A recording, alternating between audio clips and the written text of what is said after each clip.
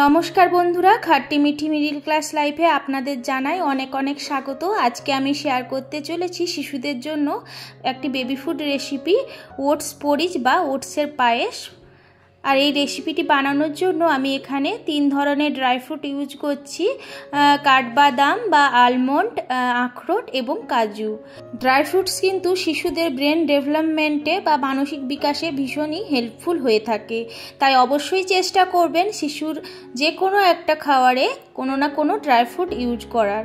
শিশুদের যদি 1 বছর বয়স ক্রস হয়ে যায় তারপরে কিন্তু নর্মাল যে ড্রাই ফ্রুট পাউডার সেটার বদলে এভাবে কাঁচা অবস্থায় ড্রাই ফ্রুট ইউজ করলে কিন্তু বেশি বেনিফিশিয়াল হয়ে থাকে।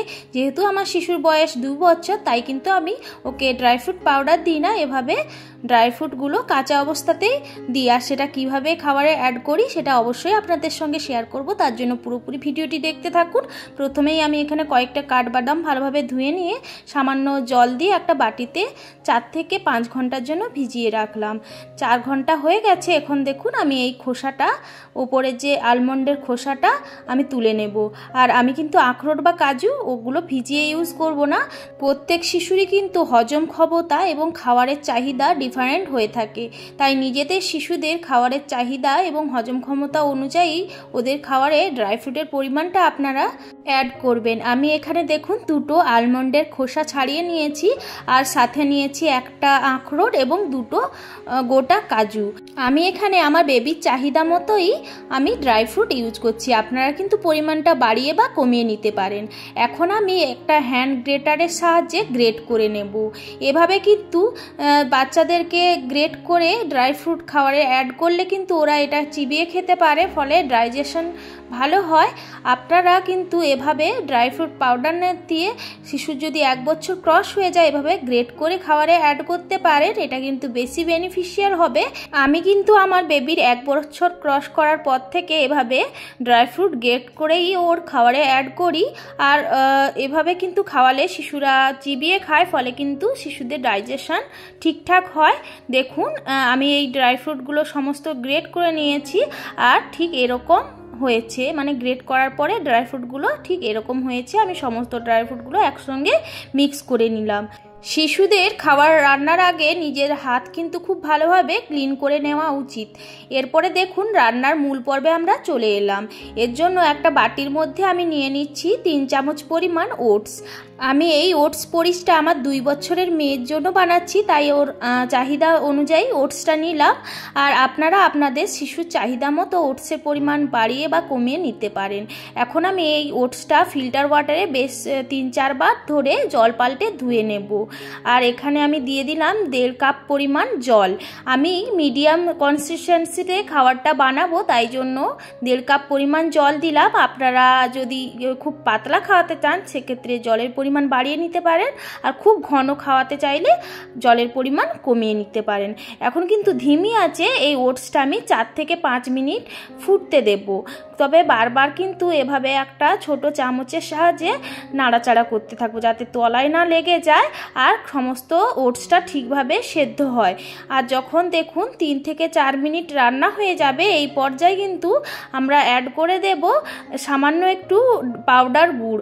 আপনারা এর পরিবর্তে মিছরি কিংবা বাতাসাও ইউজ করতে পারেন। আর সাথে সাথে দিয়ে দেব যে আমি ড্রাই ফ্রুটটা গ্রেট করে রেখেছিলাম, ওই ড্রাই ফ্রুটটাও এখানে অ্যাড করে দেব। দিয়ে আবারও 1 থেকে 1.5 মিনিট আমি ভালোভাবে সমস্ত উপকরণ মিলিয়ে নিয়ে ধিমি আঁচে ফুটতে দেব। আর বারবারে কিন্তু চামচ নিয়ে নাড়াচাড়া করতে হবে, না হলে কিন্তু তলায় লেগে যেতে পারে। আমি যেহেতু খাবারটার ফর্মুলা মিল্কে বানাবো, যে কারণে কিন্তু জল দিয়ে ফুটালাম। আপনারা চাইলে যদি গরুর দুধে বানাতে চান, গরুর দুধে বানানোর জন্য প্রথম থেকেই কিন্তু জলের পরিবর্তে গরুর দুধটা দিয়ে দিতে পারেন। এখন রান্না কমপ্লিট। একটা পাত্রের মধ্যে খানিকটা জল নিয়ে আমি খাবারটা ঠান্ডা করে নিচ্ছি। চাইলে ফ্যানের তলাতেও ঠান্ডা করা যেতে পারে। শিশুদের খাবার বানানোর সময় অবশ্যই চেষ্টা করবেন ননস্টিক বাসন একটু অ্যাভয়েড করার। ননস্টিক বাসনে যদি রান্না করা খাওয়া শিশু রেগুলার খেতে থাকে তাহলে কিন্তু নানান ধরনের পেটের সমস্যা আসতে পারে।